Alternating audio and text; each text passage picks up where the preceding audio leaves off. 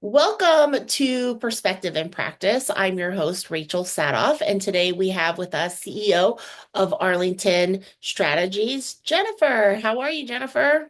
I'm great, Rachel. How are you doing? I'm awesome. I'm awesome. So pronounce your last name for me. It is Mulchandani. Okay, I didn't want to butcher it, so I was like, I'm just gonna go safe with Jennifer. Not a problem. All right. So, Jennifer, can you tell us a little bit about your just leadership journey and your leadership origin story? My leadership origin story. I mean, if you don't count, being the big sister, bossy big sister growing up. I mean, maybe that was when I That's where it picked what starts. when I picked what we would play, and I was always the teacher and not the student when we played school. Um, but I think it does speak to my personality, which is I'm very opinionated, I'm very not shy and whatever. Um, but I think, and you and I've talked about this, like this idea of like leadership is not it's not something you get, anointed as you are now uh, qualified to be a leader. But, in a formal way, when I founded my company, clearly that's a position of leadership 13 years ago. But even long before that, when I was young in my career, yeah, I entered into a prestigious leadership training program, and went through the ranks of that training regimen and things like that. So I've got little plaques and certificates from coursework, but leadership has shown up in volunteerism, board service for me, community groups, activism, things like that. So really, to me, it's just been every opportunity where I can fill a void that's needed or necessary. Um, I I speak, and to me, that's my leadership mantra journey.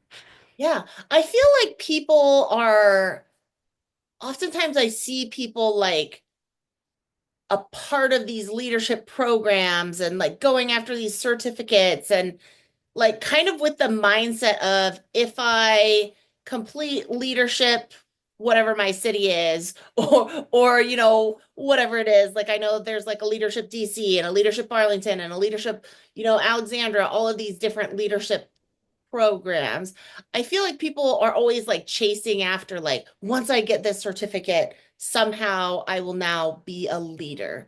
At what point Hmm. in your life did you like were you like, "Oh, I'm leading." Like I'm actually doing this. I mean, I think like two examples of it. One was like it when I started having a team where people, would do this to me and like look to me at the end of the table to, set the direction or the agenda. It was like, oh, I have a responsibility here. This is actual leader. This is not just like Jennifer wants to say what she wants to say. Uh, that and then on the board service side, it was when I was leading the board and again setting the agenda. I think there's a theme there, which I think everybody around the table is a leader. The the leader is really the agenda setter. They have the bit more responsibility of making sure the important stuff gets discussed, making sure everybody's voice is heard around the table. Yeah. Uh, No, you know. I love that. I love that because even with my own team, like sometimes they'll look at me and I'm like, "Why are you looking at me? I don't know the answer." That's why you guys are all here. I just brought us all here so we could figure out what the answer is. So, Well, that is leadership. yeah, I love that you're like, leadership is the agenda setter. I'm like, okay, I can get with that. Hmm. Um, so was there like a moment where you truly recognized your responsibility to your team, your clients, and your family? And how did that kind of shift your mindset? Yeah, it's there's like micro moments where it's become really clear, and I think it it's when that there's an unexpected void. So like within the company, it's when, if we've had a staff departure or some other, high demand thing happen, in that instant, as Mhm. like, oh, it's me. I'm the one who steps into that. Um, that's my role is the figure outerer, and if there isn't another pathway, then I do that, whatever that is, right? Um, and so that's happened a few times where, we've had both sides of it. We've had unexpected, a vacancy happen unexpectedly where, it's like, oh, all those things I thought I was doing as trying to build a company. Now I'm actually back to copywriting or delivery or managing an ad or something like that. That's very clear examples, but I think the more subtle examples are, for me, a lot of the leadership stuff is about people. It's really about just creating opportunities for my team. It's about creating safe space for my team. I play many hats. I don't have an HR department, so I'm the one that, gets I find out what's challenging people in their life. I work with staff to be flexible. I work with team dynamics. To me, that leadership is like when somebody needs support. Sometimes it's not solving the problem of like, okay, how do we deliver ABCD? But it's more, how do I support you so that you don't break, so that you can be a successful human? And it's not always, well, it's never about the work. I mean, honestly, like really, and I feel like that shift happened a lot during COVID, where, just the emotional demands on the humans I surround myself with changed. They changed for me too. And it was like, what we do matters. I want to make it matter. It's sort of my mission in life is to do work that matters. But I mean, honestly, it's the people I get to do it with that is the most important thing. And my family is the most important thing. Like it's the big umbrella. So it's keeping those perspectives and making decisions and setting the agenda for the conversation so that it's taking care of the people around me first and not the task and not Yeah. the deliverable and not the words that we're writing. All right. Yeah. Uh, that's where it shows up. Yeah. Well, if the people aren't happy, nothing in the organization, not even happy. If the people aren't functioning well Yeah. within an organization, how can the organization itself be healthy? Yeah. And I think, COVID was a good example of just people having to learn about stress management, about Hmm. adaptability and changing, and people had to learn how to lead differently remotely versus in person, and just how all of those dynamics changed. And I think we really saw the rise and fall of certain leaders. Yeah, absolutely. I think, there's for the beginning and end of time, there's going to be different types of leaders. There's those that are completely just output production focused, right? Like they're all about the numbers. It's just improve the numbers, improve, hit the numbers, hit the numbers, hit the numbers. And um, like I'm so the opposite. One would what could argue like I would not deliver great value for shareholders, right? Because I'm quite the opposite. Sometimes I forget, oh, we should be looking at numbers. They help us tell a story, our own story. They might give us insight into how we're Yeah, performing as a business and a team, and maybe they'll guide us because I'm so people focused yeah, on on that being a measure of like, is it working? Am I doing yeah, the job? yeah. No, I think that I'm the same way.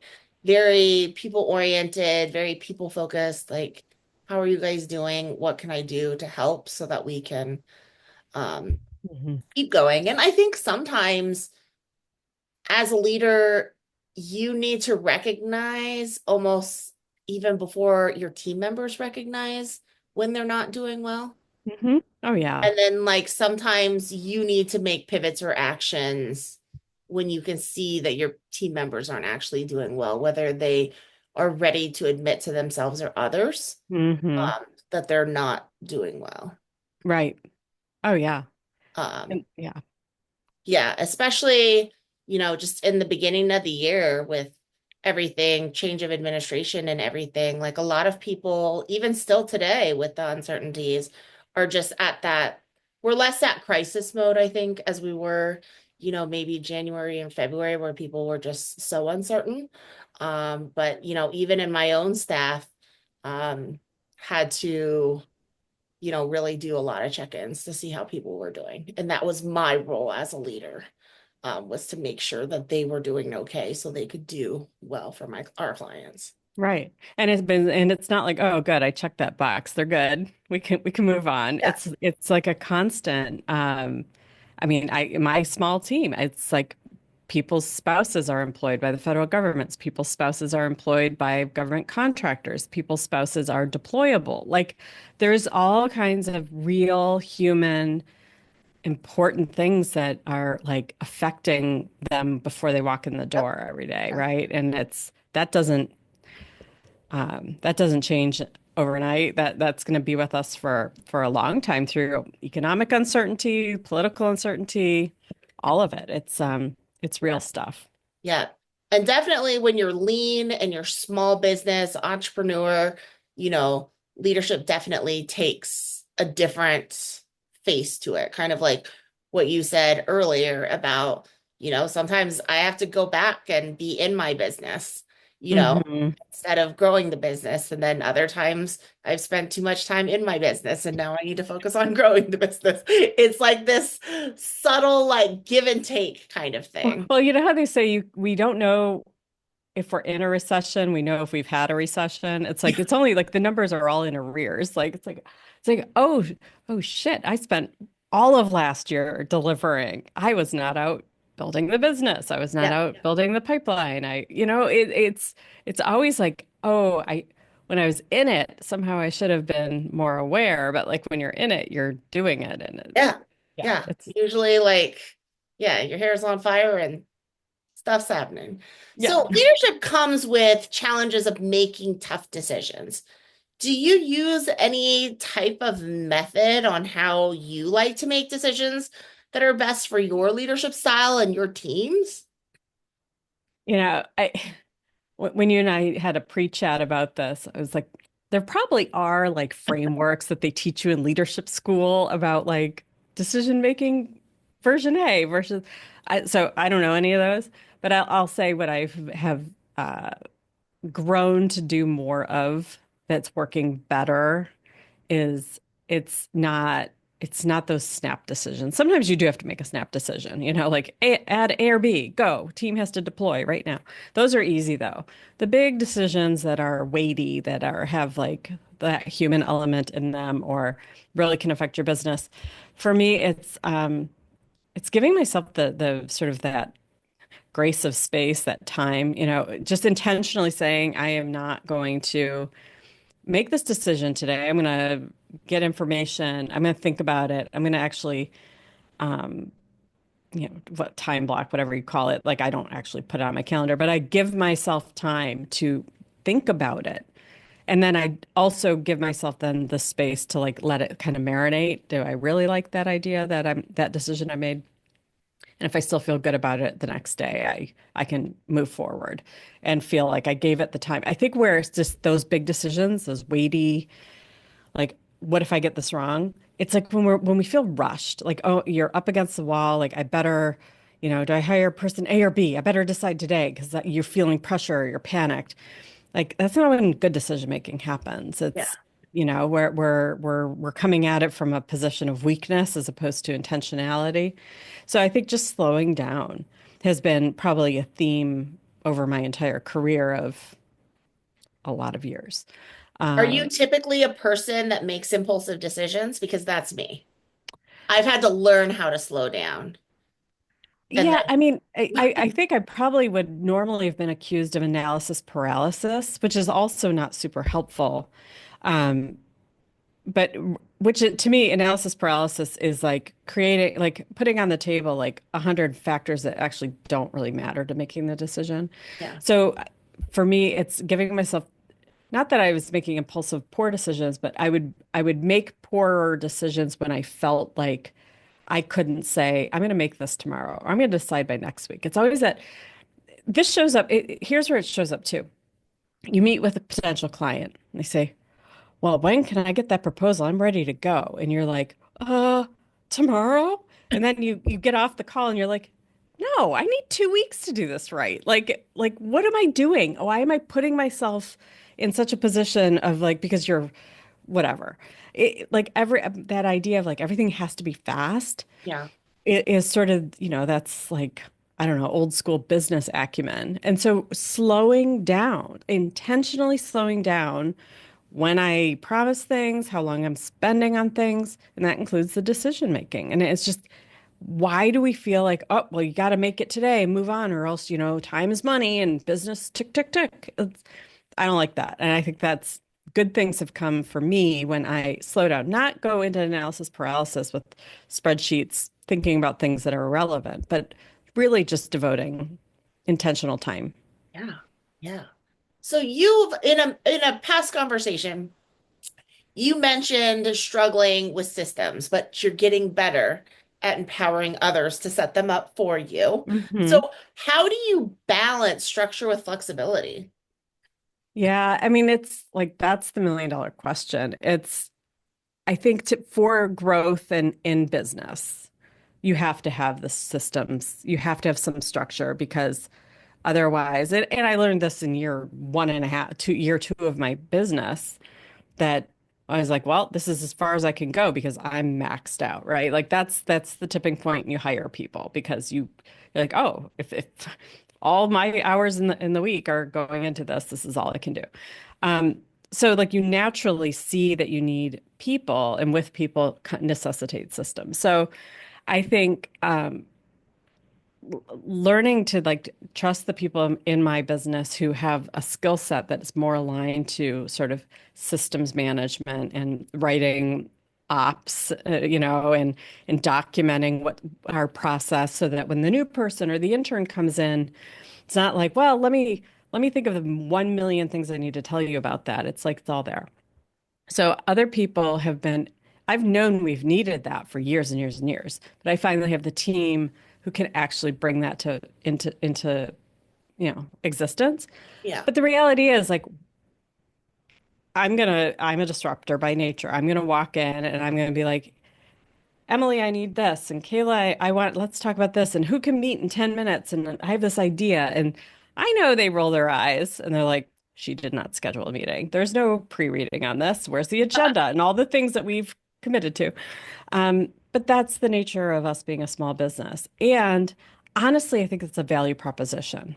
I think if we're a huge organization, like you can't pull in the line team in that same way and like actually I have an idea. Let's stand it up today Yeah. because I get to decide that, well, actually, we could put down some of our priorities. And if I did that all the time, they would hate me and they'd quit. Um, so you have to respect your team. Um, but the fact that we are small, the fact that I think we've built trust means we can be flexible. And I'm always going to question the system because to Yeah. me, it's like an authority. Like you're Yeah. telling me that Asana's telling me what I'm going to spend my day doing. Well, I, I'm moving that deadline. Thank you very much. Oh my gosh, we're so much alike. We we have what we call the danger division. And it's Mm. for our disruptive, dangerous ideas of like, what are things that are out of the box, or what are solutions that are not being had? And like, we put those all together. So it's kind of, it makes me think a lot about you being a disruptor because I am the same. I'm like, I have an idea.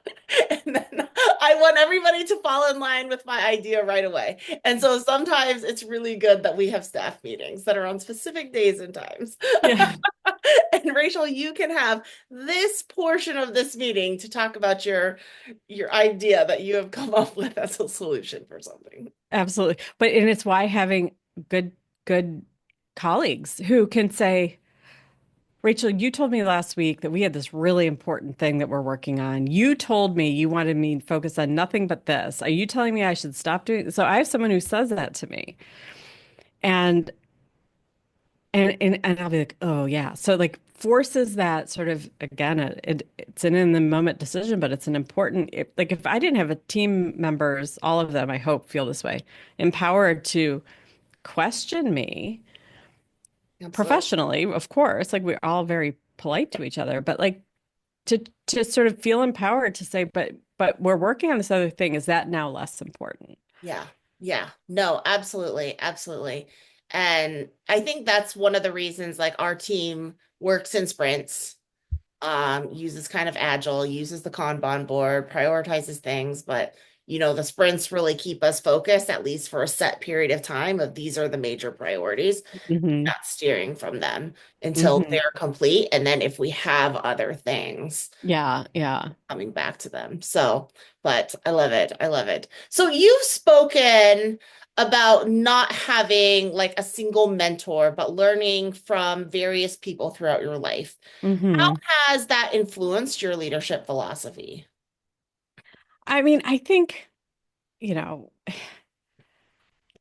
I think that especially the older I get, the more observant I find myself being, pondering what I've seen, like what I've naturally, I find my, well, I find myself, I go, I am my mother. Oh my God, my mother, that expression, that whatever. But I also find myself mimicking things in the workplace, um, and even in board service that have happened in my presence in other contexts. And it's that mimicking, we do what we've seen and we've learned, and whether through osmosis or direct, like someone's told me something. So, I think I spend a lot of time thinking about people who I really enjoyed working with over the years, and like what were their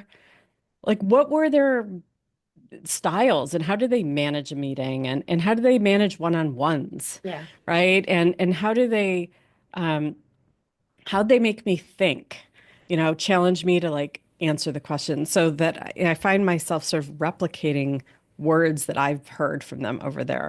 over my own career. So I think that's a bit of a function of age, just like really I can see in hindsight more easily Yeah. how influential some people who I've worked with and for have been in Yeah. my life.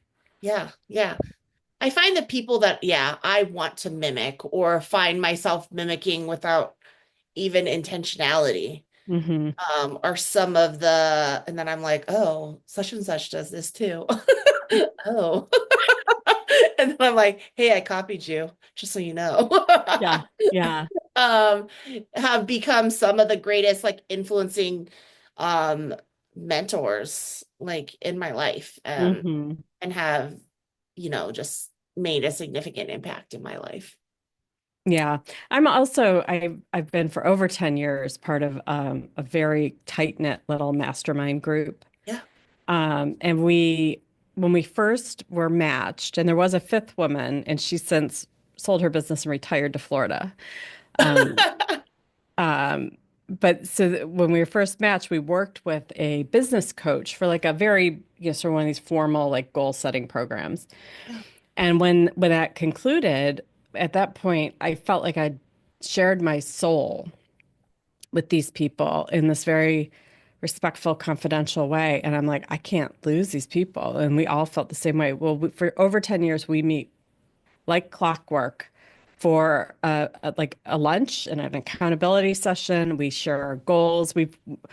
Now it's like this is extended into our personal lives, this connection with folks. But having, when you go to leadership, it's like leaders need confidants. Leaders need someone to share the private stuff and get feedback on how we're approaching problems. And we don't. It's not like magic. We know what to do all the time. And so having that group in my life really is an important part of giving me the space then to show up at work and not like be like, oh, I don't know what I'm doing here today. Like I could do that privately and well, or Yeah. on other people's, leadership conversation podcast. But show up a little bit more together. Yeah.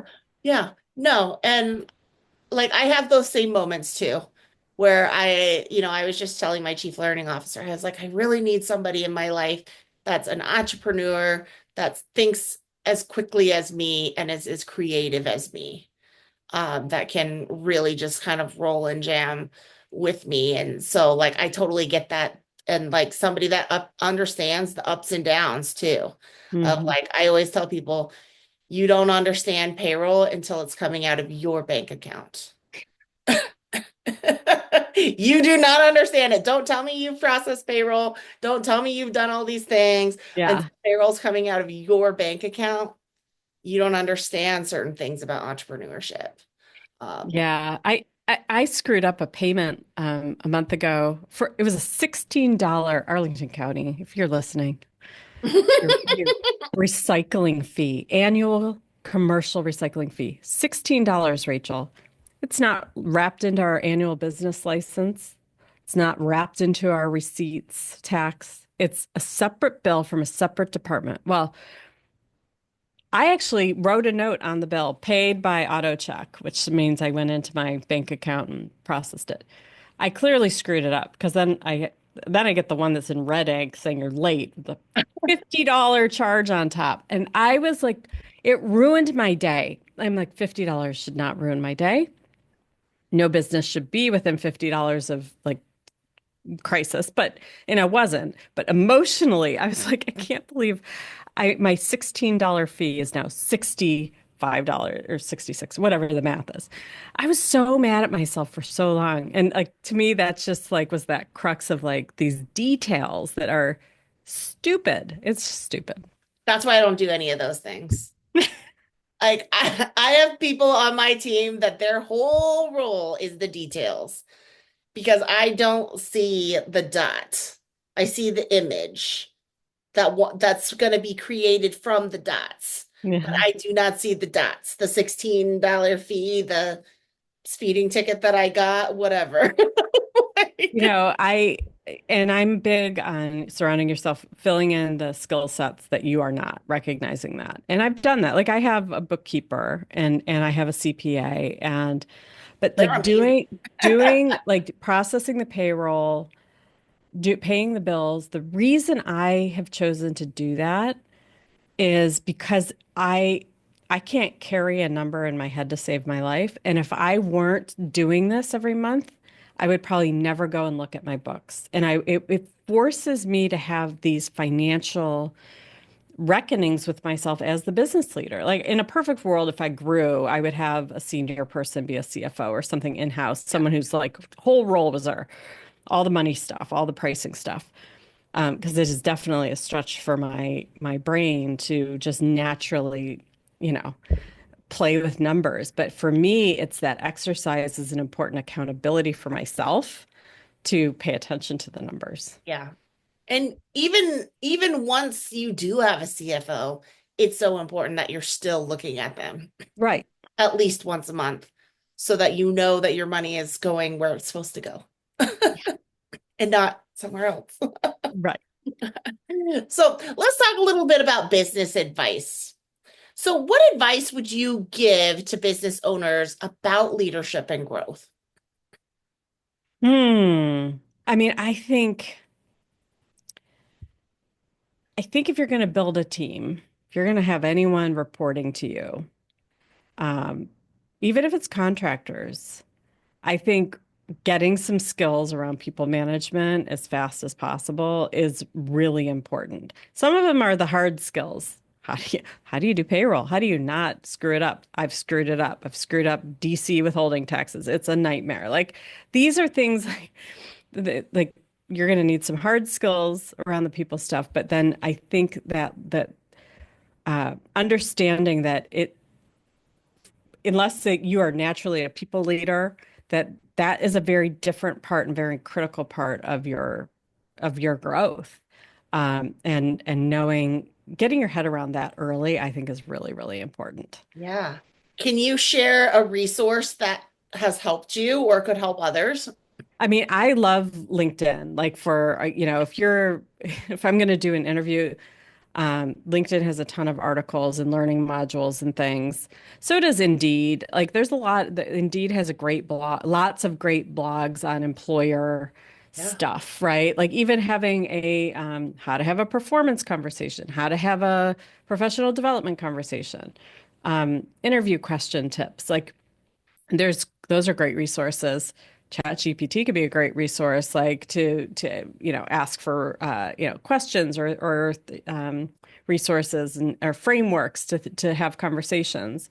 So good old-fashioned Google will pull things up, but I like Indeed and LinkedIn as sort of, vetted sources for good people management leadership Yes. stuff. Yes. I've said so, like, way too many times, I've said to my team, well, ChatGPT told me, or Mm. TikTok told me I got it from TikTok.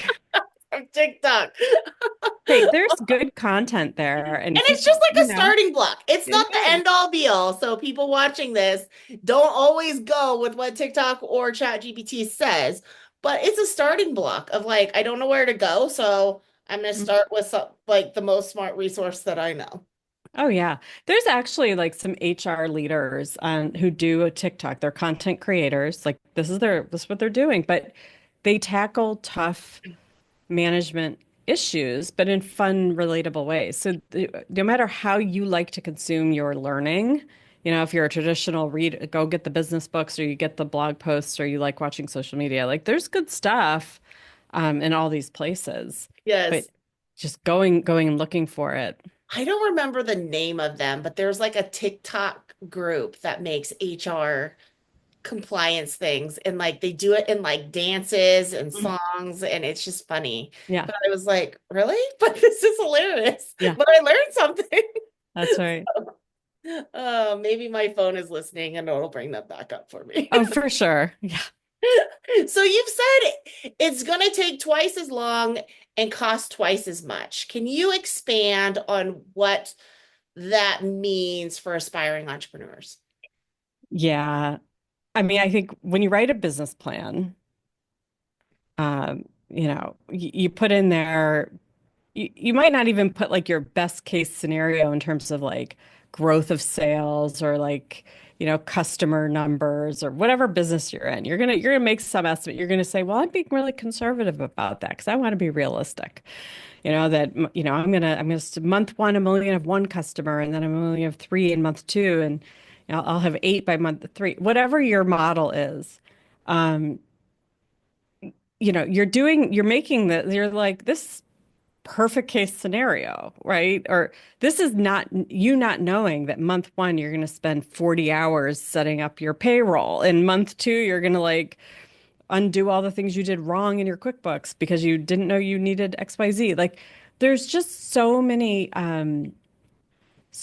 unknowns that, and it's gonna be different for every type of business, but when you are starting, like you're not day one in full operational mode with like your marketing program is singing, like you have no followers yet. Like, yeah, you might have all the stuff ready to go before you count yourself at day one, but like day one, you're like, all right, my website's live and I'm posting on social media every day and I'm attending Chamber of Commerce things. And it's like, it's going to take you a really long time before you get your first paying client. Mhm. If you're a store that you just opened up and you did the big Chamber of Commerce ribbon cutting, like great for you. You brought in some artificial traffic, which we do those events for clients all the time. It's important. It's a great way of getting some street cred. But then for people to now make going to your store part of their routine, that takes a long time. So Mhm. I think there's a big disconnect for a lot of entrepreneurs on what it takes to be known. And they think that marketing is the same as sales. They think that, website traffic is the same as sales. There's so many components in building your brand, and that takes much longer than anyone estimates. It Yep. just does.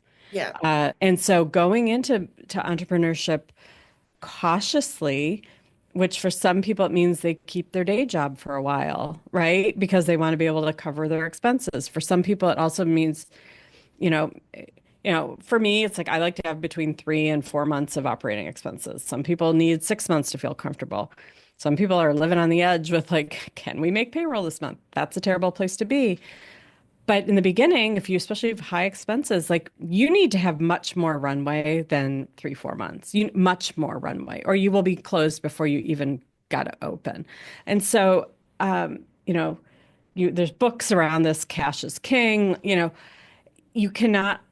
under stress this. Or you cannot over stress this.